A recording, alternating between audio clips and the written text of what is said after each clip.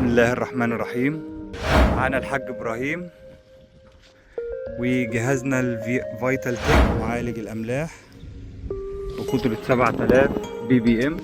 احنا دلوقتي بقالنا شهرين مركبين الجهاز.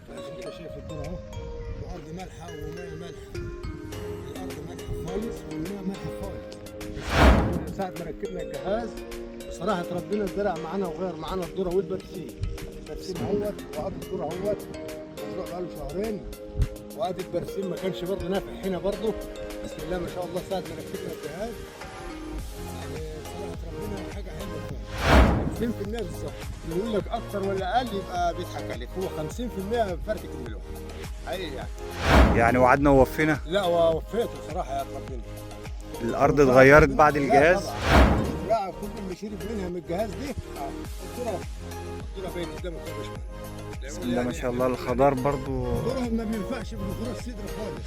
دلوقتي ما بقناش عارفين ننهض على حش البرسيم، يعني احنا كنا بنحش البرسيم ونقعد يجي 15 يوم بعد البرسيم على ما يطلع. من ساعه ما ركبنا الجهاز بسم الله ما شاء الله على ما بخلص واجي هنا على بقى ورايا برسيم. بسم الله ما شاء الله. الاملاح هنا في الارض 5000 وكام؟ كان هنا ملوحه؟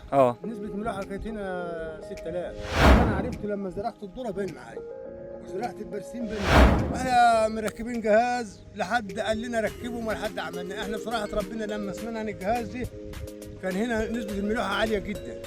بس اللهم صل على النبي هو فرتك الملح. عمل معايا شغل البرسيم بسم الله ما شاء الله. بقى عندي تقاوي، يعني في البرسيم بقى فيه تقاوي، يعني بقيت اشتري تقاوي، يعني ممكن اعيش ده دلوقتي وادرسه ويبقى تقاوي عندي.